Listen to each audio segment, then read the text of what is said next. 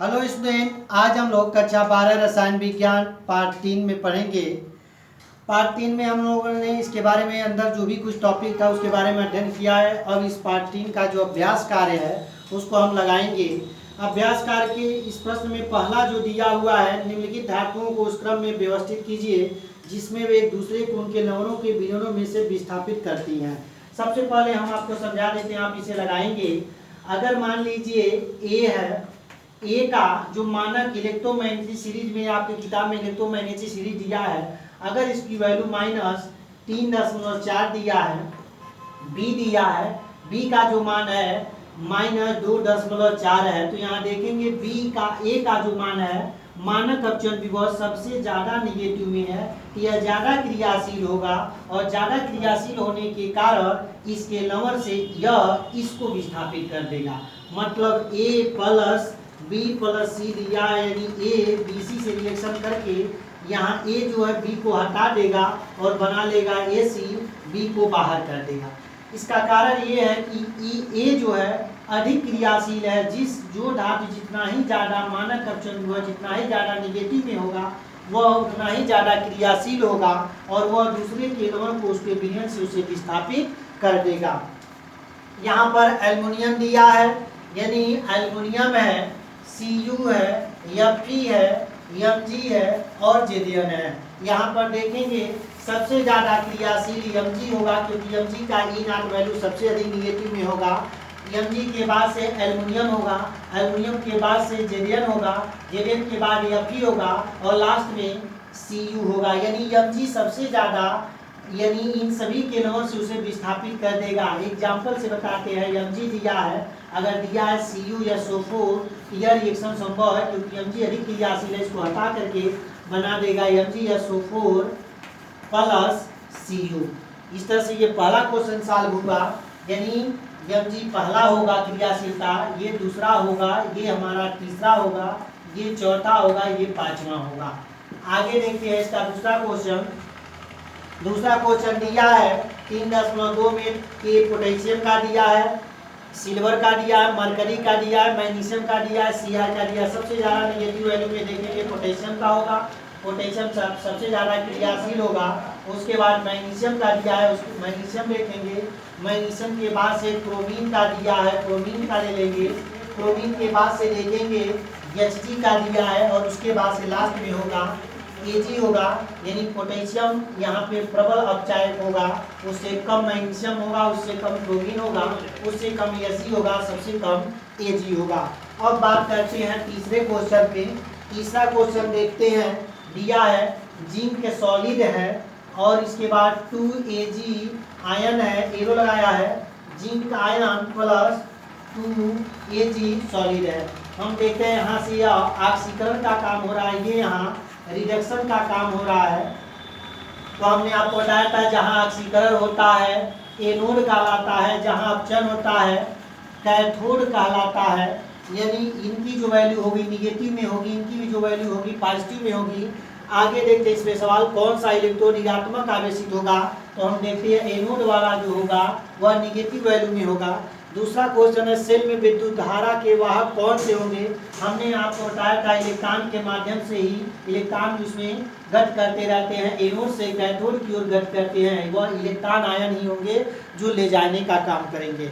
तीसरा दिया प्रत्येक इलेक्ट्रोड पे होने वाली क्रिया का क्या है, तो एनोड पर ऑक्सीकरण का काम होगा, कैथोड पर अपचन का काम होगा। इस तरह से ये तीसरा अभिक्रिया भी, तीसरा प्रश्न भी पूरा हुआ। चौथा देखते हैं, चौथा में दिया है मैग्नीशियम, यानी Mg सॉलिड है, उसके बाद से चेंज हुआ है Mg 2 आयन, इसकी सांद्रता दिया हुआ है। चौथा देखेंगे, चौथा में दिया है 2Cr solid plus 3Cd 2 + charge, Aq arrow लगाएंगे, एरो के बाद से दिया हुआ है 2 क्रोमीन 3 + charge, Aq plus 3Cd solid. अब कह रहा है कि सभी क्रिया के लिए न इसमें बताना है आपको मानक सेल विभव, यानी E0 सेल आपको बताना है। E0 सेल हमको नहीं पता है, तो मानक इलेक्ट्रोड विभव इलेक्ट्रोमैग्नेटिक सीरीज में ई नॉट सबसे पहले निकालेंगे क्रोमीन का Cr 3+4 से चेंज होता है Cr में, इसको निकालेंगे तो -0.74 वोल्ट आएगा। उसी तरह से ई नॉट कैडमियम का निकालेंगे, इसका देखेंगे कैडमियम का तो आएगा -0.40 वोल्ट होता है। इस तरह से आगे देखेंगे हम यहाँ पर ये देख रहे हैं, ये ऑक्सीकरण होगा यानी एनोड होगा, यह हमारा रिडक्शन होगा यानी कैथोड होगा। हमने आपको बताया था जब हाफ सेल यानी जब सेल बनाया जाता है एनोड को बाएं तरफ यानी लेफ्ट हैंड साइड लिया जाता है, कैथोड को राइट हैंड साइड में यानी दाहिने तरफ लिया जाता है। आगे हम जानते हैं ई नॉट सेल बराबर होता है E naught R minus E naught L. E naught cell बराबर होगा ई नॉट आर यानी राइट हैंड साइड वाला, तो 0.40 माइनस यल का वैल्यू ये है तो ये हो जाएगा, इसको ब्रैकेट में लिखेंगे -0.74 ब्रैकेट बंद कर देंगे। इसको आगे देखेंगे ई सेल बराबर 0.4 माइनस के प्लस होगा, ये हो जाएगा, इसको देखेंगे तो 0.74 हो जाएगा। आगे इसको हल करेंगे ई नॉट सेल बराबर ये हो जाएगा 70, ये 4 हो गया, 7 4 11 हो गया, 11 लिखेंगे, इसमें से घटाएंगे तो हमारे पास ये हो जाएगा, सॉरी ये माइनस में है, ये माइनस में है तो ज़्यादा में से कम घटाएंगे, ज़्यादा का मान रखेंगे तो घटाएंगे -0.34 वोल्ट होगा। इस तरह से ई नॉट सेल की वैल्यू निकल गया। हम लिख लेंगे ई नॉट सेल बराबर हो गया 0.34 वोल्ट। आगे देखते हैं, उसके बाद दिया है इसमें, इस समीकरण में जो दिया हुआ था 2Cr solid plus 3Cd equal 2+4 चिन्ह लगाया हुआ था। Cr यहाँ पर 3+4 दिया था, प्लस दिया था 3Cd सॉलिड दिया था। हम देखते हैं 2 टाइम 6 3 दूना 6, n का मान भी 6 पता चल जाता है इनसे, तो n का मान हम लिख देंगे 6 इलेक्ट्रॉन। आगे देखते हैं, कह रहा है डेल जी यानी डेल जी बताना है। डेल जी क्या होता है, गिब्स ऊर्जा यानी रासायनिक ऊर्जा में जो गिब्स ऊर्जा परिवर्तन होता है उसका मान निकालेंगे तो डेल जी नॉट बराबर पड़े माइनस होता है, नेगेटिव वैल्यू हमेशा आता है, हमेशा जी का मान माइनस में आएगा। यन एफ ई नॉट सेल होगा, डेल जी नॉट बराबर होगा माइनस है, माइनस रखेंगे, यन का मान 6 होगा, पूरे एफ का मान हमने आपको बताया था 1 इलेक्ट्रॉन 1 फैराडे निकलता है और 1 फैराडे बराबर होता है 96,500 कूलम। तो आगे लिख सकते हैं 96,500 पूरे ई नॉट सेल का मान लिखेंगे 0.34, आगे हो जाएगा डेल जी नॉट बराबर हो जाएगा माइनस, इसकी वैल्यू जब गुणा करेंगे तो होगा हमारे पास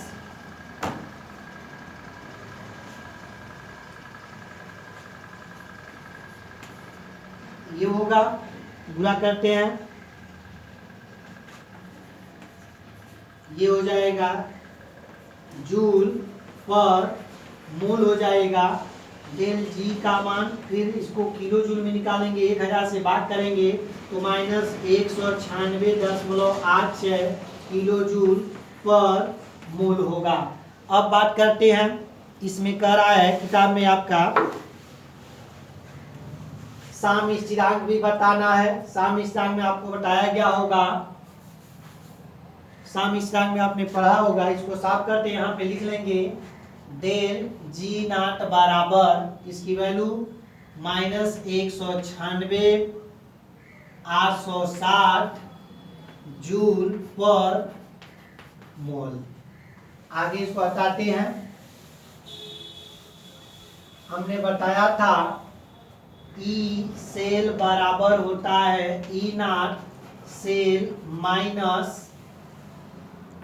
2.303 RT log KC, ये साम स्थिरांक का होता है। ई सेल ई सेल का हो जाएगा, जब ये सामिश्रांक पे चला जाता है तो ये हमारे पास चला जाएगा डेल जी के मान लिए, यानी गिब्स ऊर्जा में परिवर्तन के लिए आगे हो जाएगा डेल जी नॉट बराबर, एक समीकरण ये होता है, दूसरा होता है डेल जी नॉट बराबर E naught cell minus 2.303 R T log KC होगा। डेल जी का मान आया है माइनस, लिख लेंगे इसका मान, बराबर ई ना सेल हमारे पास निकला था यहाँ पे 0.34 हो गया, माइनस हो गया 2.303 आर टी लाख केसी पे हो गया। हमने बताया था जब ये गिब्स ऊर्जा हो जाती है, ई सेल हो जाती है, तो यहाँ पे देखते हैं जो ई ना सेल की वैल्यू हो जाती है ये 0 हो जाएगा, तो आगे हो जाएगा माइनस 860 बराबर ये हमारे पास हो गया minus 2.303 R T log KC होगा, ये हो जाएगा माइनस 196 860, इधर ये गुणा के रूप में इधर आएगा, भाग हो जाएगा माइनस 2.303 आर टी, ये हो जाएगा लाख केसी। आगे देखेंगे माइनस 196 860 बटे माइनस 2.303 आर का मान 8.314 गुणे टी, जिसे परम ताप करते हैं 25 डिग्री सेल्सियस को परम ताप 273 जोड़ेंगे 298 हो जाएगा, ये हो जाएगा लाख केसी। इसको आगे हटाएंगे, फिर आगे देखते हैं, ये हो गया माइनस 196 860 बटे माइनस 2.303 गुणे 8.314 गुणे 298, ये हो गया लाख केसी। अब दोनों पक्षों में एंटी लाग ले लेंगे, लिखेंगे दोनों पक्षों का एंटी लाग लेने पर। अब इसको जब सॉल्व करेंगे तो इसका जो मान आएगा आगे देखते हैं, सॉल्व करने के बाद आता है जब इसको माइनस से माइनस कैंसिल हो जाएगा तो 34.501 बराबर हो जाएगा लाख केसी। जब एंटी लाग लेंगे तो एंटी लाग में आपकी किताब में दिया होगा 0.51 का एंटी लाग देखेंगे, इसको हम दशांक के रूप में यानी 10 के घात पे चला जाता है, तो इसको देखेंगे इसका जो मान आएगा 3.17 गुणे 10 की घात, ये जितना रहता है हमेशा पावर के रूप में चला जाता है, ये हो जाएगा, ये अब मान निकल गया किसी का। इस तरह से ये सामस्थिरांक का मान आएगा, इसको हल करेंगे, हल करने के बाद से ये जो मान आएगा इस मान का आप एंटी लाग लेंगे। एंटी लाग में जब देखेंगे, एंटी लाग आपके किताब के पृष्ठ पे पीछे पृष्ठ में दिया होगा, एंटी लाग हमेशा इतने का देखा जाएगा, ये जो मान आएगा इसका होगा, और जो ये होगा दशमलव के पहले आया हुआ अंक जो होता है 10 के घात पे चढ़ता है। इस तरह से हमारा लाग केसी यानी केसी की वैल्यू भी सामस्थानिक की वैल्यू भी निकलता है। अगला सवाल देखेंगे, इसका 3.5 का जो सवाल दिया हुआ है इसमें देखेंगे आप, मैग्नीशियम दिया है, Mg सॉलिड दिया है, चेंज किया है Mg 2+ चार्ज में, इसका जो सांद्रता 0.001 दिया है, यम साल्ट ब्रिज का इस्तेमाल हुआ है, बताया गया है आपको। कॉपर 2 आयन है, इसकी सांद्रता 0.0001 दिया हुआ है, यम दिया है, चेंज हुआ है Cu सॉलिड में। सबसे पहले इसमें बताना क्या है, निम्नलिखित सेलों के लिए 298 केल्विन पर नॉर्डन समीकरण एवं EMF सेल बताना है। तो हम देखते हैं सबसे पहले, अब सब लोग हम चैन के विभव में है तो हम मैग्नीशियम का ई ना सेल देखेंगे। मैं आपको बताया गया होगा मैग्नीशियम का निकालेंगे तो Mg चेंज Mg सॉलिड होगा, और ई ना कॉपर का कॉपर आयन चेंज होगा कॉपर सॉलिड में, ये भी सॉलिड है, इसके लिए -2.37, इसके लिए होता है +0.34। अब यहाँ पर ई ना सेल निकालेंगे, इसकी वैल्यू अधिक है इसलिए इसे नोड बनाएंगे, ये कैथोड होगा, ये एल होगा, ये आर होगा, तो इसको लिखेंगे E naught R minus E naught L बराबर माइनस, यहाँ पे एल है तो ये हो गया, सबसे पहले आर रखा जाएगा तो 0.34 माइनस है, माइनस लगाएंगे, ब्रैकेट में लगाएंगे, ये वैल्यू जो होती है माइनस में है, माइनस 2.37 होगा, ब्रैकेट बंद करेंगे, आगे हम करेंगे तो देखते हैं 37 और 34 71 हुआ, तो ये हो जाएगा माइनस माइनस मिल के प्लस हो जाएगा, यानी प्लस 2.71 ये हो गया वोल्ट, यानी E cell, E naught cell निकला है। हम यहाँ नोट कर लेंगे ई नॉट सेल बराबर प्लस 2.71 वोल्ट। अब कह रहा है नॉर्नस्ट समीकरण का इस्तेमाल करके आपको बताना है, तो नॉर्नस्ट समीकरण में आपने पढ़ा था, होता है ई सेल बराबर E naught cell minus 0.059 log, ये हो गया प्रोडक्ट बटे रिएक्टेंट की सांद्रता। फिर आगे लिखेंगे ई सेल बराबर ई नॉट सेल की वैल्यू हम लिख सकते हैं 2.71 माइनस 0.059 बटे n की वैल्यू कैसे निकलेगा देखेंगे। यहाँ पे 2 इलेक्ट्रॉन का ऑक्सीकरण हो रहा है और ये 2 इलेक्ट्रॉन का ऑक्सीकरण हो रहा है, 2 ही इलेक्ट्रॉन का अपचयन हो रहा है, यानी n की वैल्यू 2 हो गया। अब लॉग प्रोडक्ट में हमारा मैग्नीशियम होगा, मैग्नीशियम की सांद्रता, रिएक्टेंट में हमारा कॉपर की सांद्रता होगा, क्योंकि हम इसको लिखेंगे तो लिख सकते हैं कॉपर 2 प्लस 2 इलेक्ट्रॉन लेकर के कॉपर सॉलिड, ये हमारा रिएक्टेंट हो गया। मैग्नीशियम का लिखेंगे 2 इलेक्ट्रॉन चेंज करके Mg 2 प्लस चार्ज, ये हमारा सांद्रता होगा, तो इसको लिख सकते हैं Mg पर 2 प्लस चार्ज बटे कॉपर के 2 प्लस चार्ज।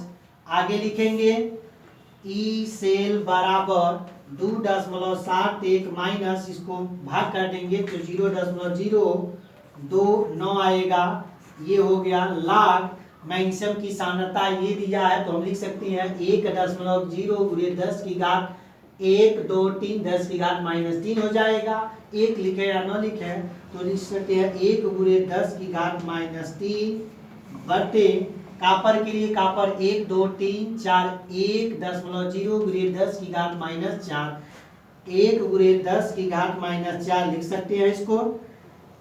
आगे देखेंगे ई सेल बराबर 2.71 माइनस 0.029 लॉग, देखिएगा हम इसको एक से एक कैंसिल हो सकता है, तो लॉग लिख सकते हैं लॉग 10 की घात -3 बटे 10 की घात -4। आगे इसको सॉल्व करेंगे,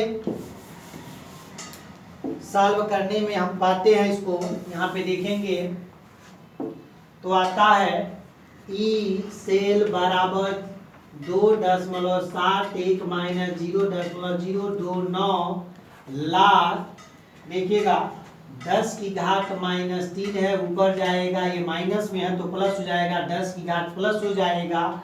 आगे ई सेल बराबर 2.71 माइनस 0.029 लॉग 10 की घात -3 है, यानी 10 की घात 1 होगा, 10 का घात का 1 का मतलब 10 होगा, यानी 1 हो गया। अब हो गया ई सेल बराबर 2.71 माइनस 0.029 लॉग 10 का मान 1 होता है, 1 से गुणा कर देंगे। आगे इसको देखेंगे तो होगा ई सेल बराबर 2.71 माइनस 0.029, तो हो जाएगा ई सेल बराबर 2.68 वोल्ट हो जाएगा हमारा। इस तरह से ये सवाल लग गया, इस तरह लगाएंगे। आगे देखेंगे अगले बार जो सवाल में दिया है 2.8वां सवाल देखिए, 2.8 का दिया है 298 केल्विन पर 0.20 एम केसीएल विलयन की चालकता यानी कप्पा का मान दिया हुआ है 0.0248 सेमंस सेमी इनवर्स। उसके बाद मोलर चालकता का मान पूछ रहा है, यानी लेमडा एम का मान नहीं मालूम है, हमने लेक्स पिछले वीडियो में बताया था लेमडा यम मोलर चालकता कप्पा इंटू 1000 बटे मोलरता। तो डेल यम बराबर हो जाएगा, कप्पा का मान दिया है 0.0248 गुणे 1000 बटे मोलरता का मान यानी यम का मान भी दिया हुआ है 0.20 यम। तो लिखेंगे 0.20। देखेंगे दशमलव के बाद 4 अंक है, दशमलव के बाद 2 अंक है, 2 अंक ऊपर अधिक है, 2 जीरो नीचे बढ़ा देंगे।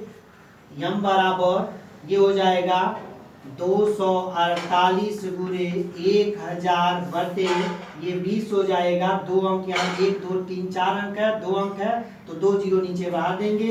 1 जीरो से 1 जीरो, 1 जीरो से 1 जीरो कैंसिल होगा, 1 जीरो से 1 जीरो। तो लेमडा यम बराबर 248 बटे 2 होगा। तो लेमडा यम बराबर हो जाएगा 124। आज इस तरह से ये सवाल सॉल्व हुआ। आज के लिए बस इतना ही। से हम नेक्स्ट वीडियो में बात करेंगे। धन्यवाद।